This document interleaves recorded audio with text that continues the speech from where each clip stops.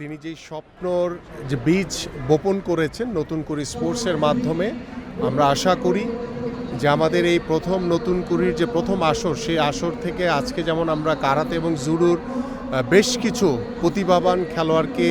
পেয়েছি, যারা ভবিষ্যতে অলিম্পিকের মতো জায়গায় কিংবা আমাদের এশিয়ান গেমস কিংবা কমনওয়েলথের মতো জায়গায় গিয়ে তাদের ভবিষ্যৎ স্বপ্নকে বাস্তবায়ন করার জন্য তারা স্বপ্ন দেখছেন। তো সেই জায়গা থেকে আমি মনে করি যে আমাদের শুরুটা করেছি আমরা জিরো থেকে। সো আমরা পর্যায়ক্রমে আস্তে আস্তে করে আমাদের যে কাঙ্ক্ষিত লক্ষ্য যে অলিম্পিক, সেই অলিম্পিকে আমরা হয়তো বা 5 বছর কিংবা 10 বছর পরে গিয়ে আমরা সেই স্বপ্নটা দেখব। বাট আমরা শুরুটা করেছি এবং শুরুটাকে ধরে রাখতে চাই এবং এদেরকে যাতে হারিয়ে যেতে না হয় এবং এরা যাতে যারা এক্সট্রা অর্ডিনারি যারা প্রতিভাবান খেলোয়াড় ইতিমধ্যে আমরা ঘোষণা করেছি যে তাদেরকে বিকেএসপিতে তাদের ভর্তি করিয়ে তাদের ট্রেনিং সেশন, তাদের পড়াশোনা, খেলাধুলা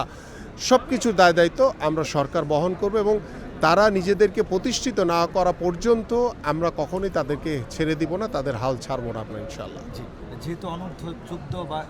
এই লেভেলের নতুন কুড়িটা হচ্ছে, একটু তার চেয়ে একটু বয়সভিত্তিক আর একটু অনূর্ধ্ব 18 হতে পারে কিনা বা এই ধরনের আরও কিছু আমাদের 10 থেকে অনূর্ধ্ব 14 এই বাচ্চাদের নিয়ে যে আমাদের যে নতুন করে স্পোর্টসের যে আমরা সূচনা করেছি, এইখান থেকে যারা এক্সট্রা অর্ডিনারি খেলোয়াড় বাছাই হবে তাদেরকে আমরা বিকেএসপিতে ভর্তি করিয়ে দিব এবং তাদের পড়াশোনা খেলাধুলার সকল দায় দায়িত্ব আমরা নিব এবং তারা তাদের ট্রেনিং সেশন চলমান রাখবে যাতে ভবিষ্যতে আমাদের যে লক্ষ্য, যাতে অলিম্পিকের মতো জায়গায় বড় আসরে যাতে আমরা অংশগ্রহণ করতে পারি এবং ভালো কিছু অর্জন করতে পারি। পাশাপাশি আমাদের এই 14 বছরের পরে গিয়ে দেখা যাবে যে 16 বছর কিংবা 18 বছরে তারা কোথায় খেলবে। তাদের জন্য আমাদের ইতিমধ্যে পরিকল্পনা রয়েছে যে আমাদের ফুটবল, ক্রিকেট, আমাদের মার্শাল আর্টের ভিতরে যে জুডো রয়েছে, কারাতে রয়েছে, তাইকোন্ডো রয়েছে, সব খেলাগুলোকেই আমরা সমান গুরুত্ব দিয়ে আমরা বয়সভিত্তিক খেলাগুলো আমরা সারা দেশব্যাপী সেটাকে আমরা চালু করব এবং সেটা জেলা পর্যায়ে হবে এবং সেই জেলা পর্যায়ে থেকে আমরা বিশ্বাস করি তারা ভবিষ্যতে বাংলাদেশ টিমকে নেতৃত্ব দেবে এবং সেই নেতৃত্বের মাধ্যমে আমরা